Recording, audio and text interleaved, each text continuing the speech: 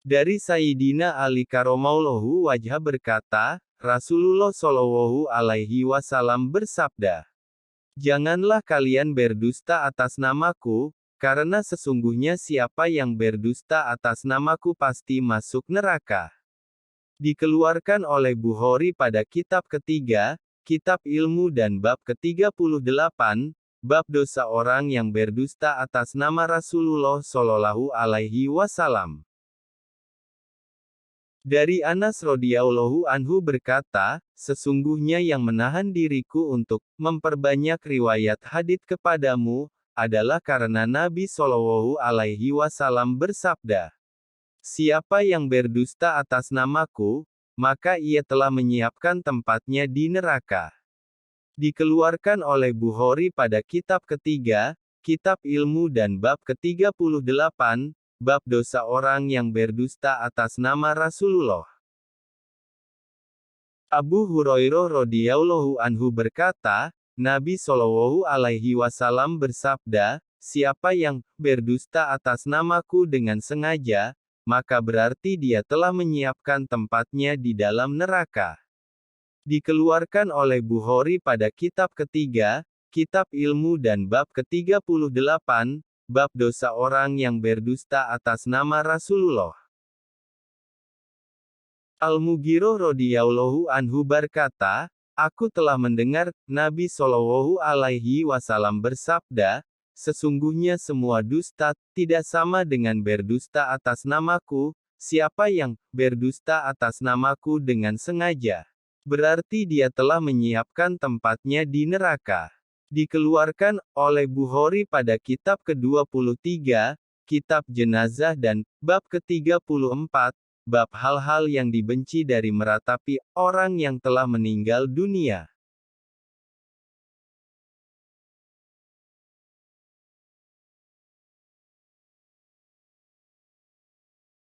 Ubadah bin As-Samit radhiyallahu anhu berkata, Nabi Shallallahu Alaihi Wasallam bersabda, siapa yang membaca, Asyhadu an la ilaha illallah, wahdahu la syarikalah, wa ana Muhammad abduhu wa rasuluh, wa ana Isa abdullahi wa rasuluhu, wa ibnu amatihi, wa kalimatuhu algaha ila Maryam, wa ruhun minhu, wal jannatu haq wa naharu haq.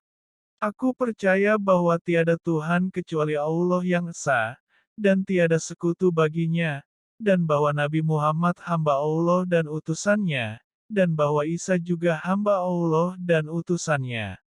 Dan kalimat Allah telah diturunkan kepada Maryam, juga Isa sebagai ruh yang diciptakan Allah, dan surga itu hak, neraka juga hak. Pasti Allah akan memasukkannya ke dalam surga, bagaimanapun amalnya. Dikeluarkan oleh Bukhari pada kitab ke-60, Kitab Para Nabi dan bab ke-47, bab firman Allah. Wahai ahli kitab, janganlah kamu melampaui batas dalam agamamu, dan janganlah kamu mengatakan terhadap Allah kecuali yang benar.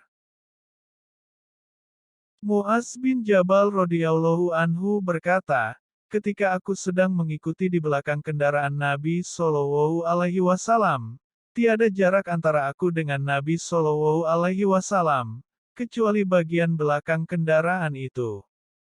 Tiba-tiba, Nabi Shallallahu Alaihi Wasallam memanggil, Ya Mu'az, jawabku, Labaika Rasulullah wa sadaik.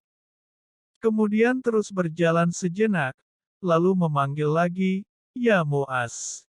Aku menjawab, Labaika Rasulullah, wa sadaika. Kemudian terus berjalan dan memanggil lagi, Ya Mu'az. Aku menjawab, Labaika Rasulullah, wa sadaika. Lalu beliau bersabda, tahukah engkau, apakah hak Allah yang diwajibkan atas hambanya? Jawab Mu'az, Allah dan Rasulullah yang lebih mengetahui. Maka Nabi bersabda, hak Allah yang diwajibkan atas hambanya, supaya mereka menyembah kepadanya, dan tidak mempersekutukan Allah dengan suatu apapun. Kemudian meneruskan perjalanan, lalu bertanya lagi, Ya Mu'az bin Jabal, aku menjawab, Labaika Rasulullah wa sadaika. Lalu, aku ditanya, Tahukah engkau, apakah hak hamba jika mereka telah melaksanakan kewajiban itu? Jawab Muaz, Allah dan Rasulullah yang lebih mengetahui. Maka Nabi bersabda, hak hamba atas Allah bahwa Allah tidak akan menyiksa mereka. Dikeluarkan oleh Bukhari pada kitab ke-77, kitab pakaian dan bab ke-101, bab seorang laki-laki yang membonceng seorang laki-laki. Muaz bin Jabal radhiyallahu anhu berkata, ketika aku di belakang Rasulullah Shallallahu alaihi wasallam, di atas himar yang bernama Ufer, tiba-tiba Nabi Shallallahu alaihi wasallam bertanya, "Ya Muaz, tahukah engkau, apakah hak Allah yang diwajibkan atas hambanya, dan apakah hak hamba atas Allah?" Jawab Muaz, "Allahu wa rasuluhu a'lamu, Allah dan Rasulullah yang lebih mengetahui." Maka Nabi Shallallahu Alaihi Wasallam bersabda, hak Allah yang diwajibkan atas hambanya, supaya mereka menyembah Allah, dan tidak mempersekutukannya dengan suatu apapun. Dan hak hamba atas Allah adalah, dia tidak akan menyiksa siapa yang tidak mempersekutukan Allah, dengan sesuatu apapun. Lalu Muaz bertanya, "Ya Rasulullah, bolehkah aku sampaikan kabar gembira ini pada semua orang, supaya mereka gembira?" Jawab Nabi Shallallahu Alaihi Wasallam, "Jangan disampaikan dulu, agar mereka tidak teledor." Dikeluarkan oleh Bukhari pada kitab ke-56, kitab jihad dan bab ke-46, bab nama kuda dan keledai. Anas bin Malik radhiyallahu anhu berkata, ketika Nabi Shallallahu alaihi wasallam memboncengkan Muaz bin Jabal di atas kendaraannya, tiba-tiba Nabi Shallallahu alaihi wasallam memanggil, "Ya Muaz." Dijawab, "Labaika ya Rasulullah, wa sa'daika." Lalu dipanggil lagi, "Ya Muaz." Dijawab, "Labaika ya Rasulullah, wa sa'daika." Kemudian diulang lagi, "Ya Muaz." Maka dijawab, "Labaika ya Rasulullah, wa sa'daika."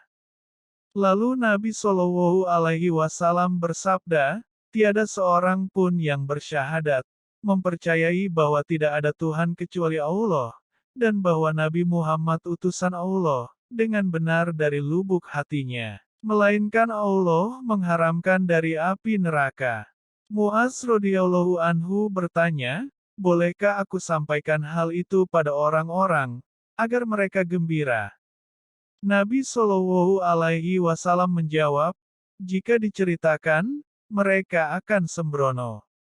Tetapi, Muaz radhiyallahu anhu menceritakan hadits ini ketika hampir meninggal dunia, karena khawatir menanggung dosa, sebab menyembunyikan ilmu dalam agama. Dikeluarkan oleh Bukhari pada kitab ketiga, Kitab Ilmu dan bab ke-49, bab siapa yang mengkhususkan suatu ilmu kepada satu kaum saja, tanpa yang lain, karena dikhawatirkan mereka tidak paham.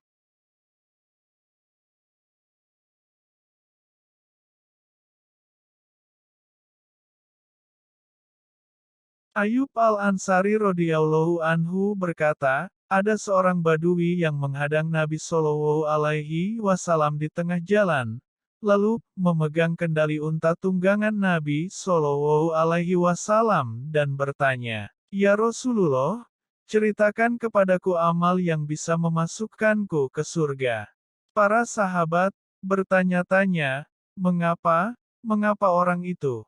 Nabi Shallallahu alaihi wasallam menjawab, "Ada kepentingannya." Lalu Nabi menjawab, "Hendaknya engkau menyembah Allah dan tidak mempersekutukannya dengan apapun, dan mendirikan sholat, dan menunaikan, mengeluarkan zakat dan menjalin tali kekerabatan." Kemudian Nabi Shallallahu alaihi wasallam berkata padanya, "Lepaskan kendali unta itu." Dikeluarkan oleh Bukhari pada kitab ke-78, Kitab Adab dan bab ke-10, bab keutamaan silaturahim. Abu Hurairah radhiyallahu anhu berkata, Ada seorang Badui datang bertanya kepada Nabi Shallallahu Alaihi Wasallam, tunjukkan kepadaku amal yang bila kukerjakan akan membuatku masuk surga. Nabi Shallallahu Alaihi Wasallam menjawab, sembahlah Allah dan jangan mempersekutukannya dengan apapun, dan mendirikan sholat yang fardu wajib, dan menunaikan zakat yang fardu, dan puasa bulan Ramadan. Lalu Badui itu berkata lagi, demi Allah yang jiwaku ada di tangannya, aku tidak akan melebihi dari itu. Ketika ia telah pergi, Nabi Shallallahu Alaihi Wasallam bersabda kepada sahabatnya, siapa yang ingin melihat seorang penghuni surga, maka lihatlah orang tadi. Dikeluarkan oleh Bukhari pada kitab ke-24, kitab zakat dan bab pertama, bab kewajiban zakat.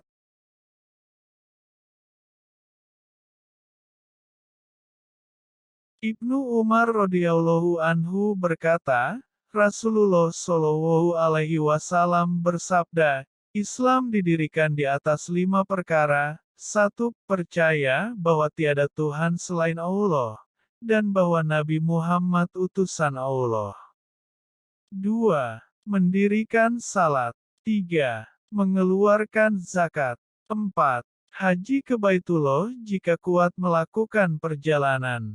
5. Puasa bulan Ramadan. Dikeluarkan oleh Bukhari pada kitab kedua, kitab iman dan bab kedua, bab doa kalian adalah iman kalian.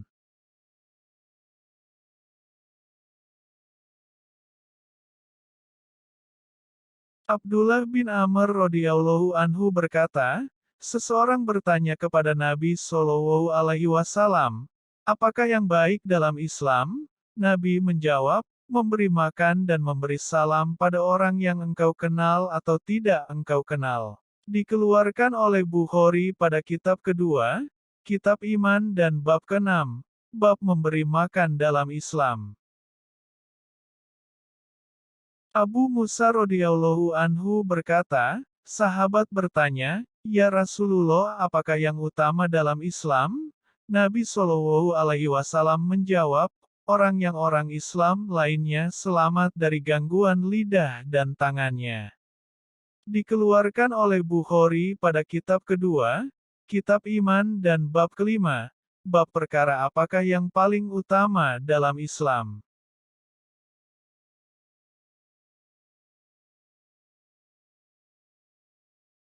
Abu Hurairah radhiyallahu anhu berkata, pada suatu hari ketika Nabi Shallallahu Alaihi Wasallam duduk bersama sahabat, tiba-tiba seseorang datang dan bertanya, apakah iman itu? Nabi Shallallahu Alaihi Wasallam menjawab, iman ialah percaya pada Allah, malaikatnya, dihadapkan kepadanya, pada nabi utusannya, dan percaya pada hari berbangkit dari kubur. Lalu ditanya lagi, apakah itu Islam? Jawab Nabi Shallallahu Alaihi Wasallam, Islam ialah menyembah Allah dan tidak mempersekutukannya dengan sesuatu apapun, dan mendirikan sholat. Lalu orang itu bertanya lagi, apakah ihsan itu? Nabi Shallallahu Alaihi Wasallam menjawab, ihsan ialah menyembah Allah seakan-akan engkau melihatnya. Maka jika engkau tidak melihatnya, ketahuilah bahwa Allah melihatmu. Lalu bertanya lagi, kapankah hari kiamat? Jawab Nabi Shallallahu Alaihi Wasallam, orang yang ditanya tidak lebih mengetahui daripada yang bertanya, tetapi aku akan menceritakan padamu beberapa tanda-tanda akan tibanya hari kiamat, yaitu jika hamba sahaya telah melahirkan majikannya, dan jika penggembala unta dan ternak lainnya telah berlomba membangun gedung-gedung, termasuk dalam hal 5 perkara yang tidak diketahui kecuali hanya oleh Allah. Yang tersebut dalam ayat, sesungguhnya hanya Allah yang mengetahui kapan hari kiamat, dan Dia pula yang menurunkan hujan, dan mengetahui apa yang di dalam rahim ibu, dan tiada seorang pun yang mengetahui apa yang akan terjadi esok hari, dan tidak seorang pun yang mengetahui di manakah ia akan mati. Sesungguhnya Allah Maha Mengetahui sedalam-dalamnya. Kemudian orang itu pergi. Lalu Nabi Shallallahu Alaihi Wasallam menyuruh sahabat, datangkan kembali orang itu. Tetapi sahabat tidak melihat jejak orang tersebut. Maka Nabi Shallallahu Alaihi Wasallam bersabda, dia adalah malaikat Jibril yang datang untuk mengajarkan agama kepada manusia. Dikeluarkan oleh Bukhari pada kitab kedua, kitab iman dan bab ke-37.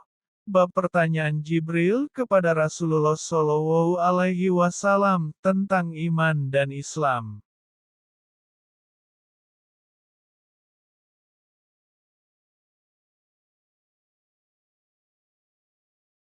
Abu Hurairah radhiyallahu anhu berkata, ketika Nabi Shallallahu alaihi wasallam wafat, dan Abu Bakar As-Siddiq radhiyallahu anhu terpilih sebagai khalifah, ada beberapa orang murtad menolak sebagian kewajiban dalam Islam.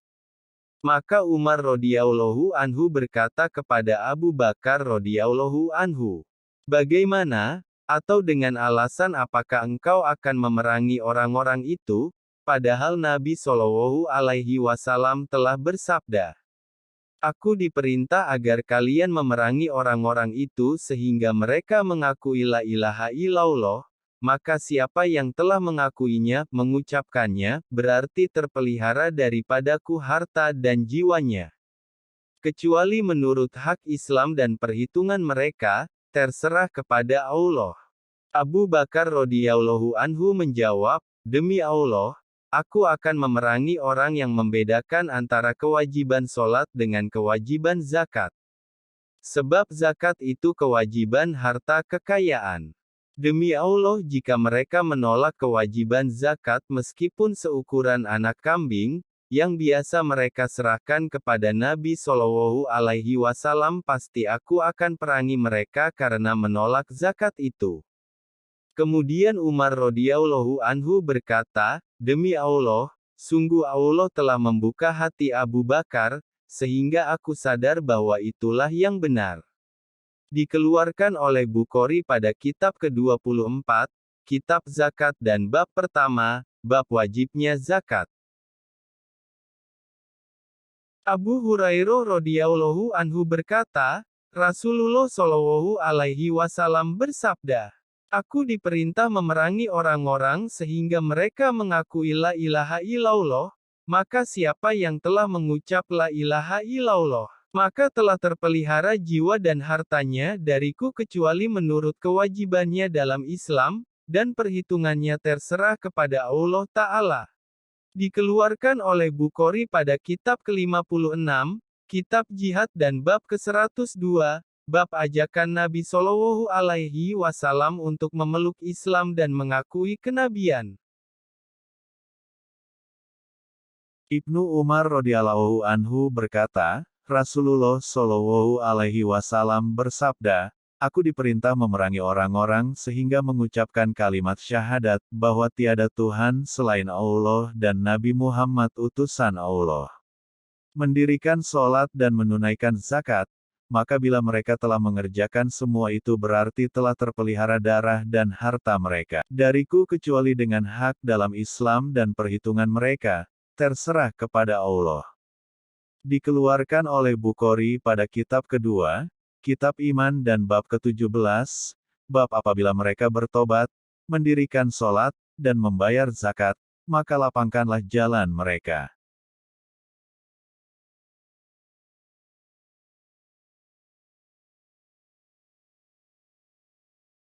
Al-Musayyab bin Hazan radhiyallahu anhu berkata, ketika Abu Thalib akan meninggal, datanglah Nabi Shallallahu Alaihi Wasallam ke rumahnya, dan mendapati di sana ada Abu Jahal bin Hisham, Abdullah bin Abi Umayyah bin Al-Mughirah. Maka Nabi Shallallahu Alaihi Wasallam berkata kepada Abu Thalib, "Wahai pamanku, katakanlah la ilaha illallah, kalimat yang dengannya aku akan menjadi saksi untukmu di sisi Allah."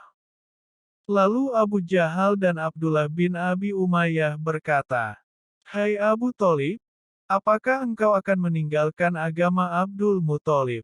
Kemudian Nabi Shallallahu Alaihi Wasallam menawarkan kembali kepada Abu Tholib, namun kedua orang itu menyanggah kembali. Akhirnya Abu Tholib berkata bahwa dia tetap pada agama Abdul Muthalib, dan menolak kalimat la ilaha illallah. Lalu Nabi Shallallahu Alaihi Wasallam bersabda, "Demi Allah, aku akan tetap membacakan istighfar untukmu selama aku tidak dilarang untuk itu." Maka Allah menurunkan ayat 113 surat At-Taubah, tiadalah sepatutnya bagi Nabi dan orang-orang yang beriman untuk memintakan ampun kepada Allah. Bagi orang-orang musyrik, meskipun mereka kerabat yang dekat, sesudah nyata bahwa mereka termasuk penghuni neraka Jahim. Quran, Surat At-Taubah, ayat 113. Dikeluarkan oleh Bukhari pada kitab ke-23, Kitab Jenazah dan bab ke-81. Bab apabila seorang musyrik menjelang matinya mengucap la ilaha illallah.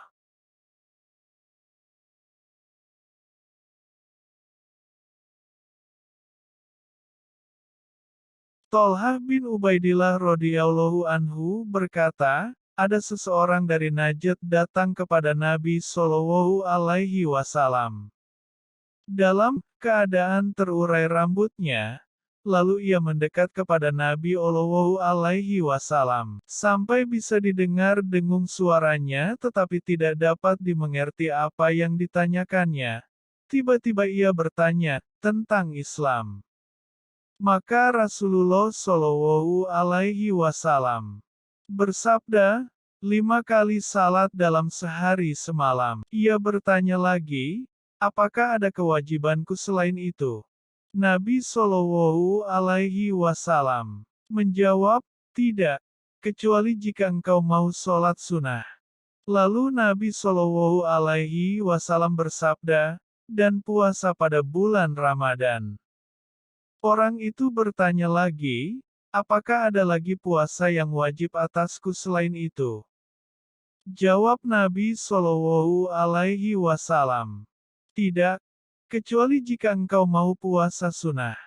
Kemudian Nabi Shallallahu Alaihi Wasallam menerangkan kewajiban zakat. Maka ia bertanya, apakah ada kewajiban selain itu? Jawab Nabi Shallallahu Alaihi Wasallam, tidak, kecuali jika engkau mau bersedekah sunnah. Orang itu pun pergi sambil berkata, demi Allah aku tidak akan melebihkan atau mengurangi dari itu. Kemudian Rasulullah Shallallahu Alaihi Wasallam bersabda, sungguh bahagia ia jika yang dikatakan itu benar-benar dilakukan. Dikeluarkan oleh Bukhari pada kitab kedua, Kitab Iman dan bab ke-34, bab zakat sebagai rukun Islam.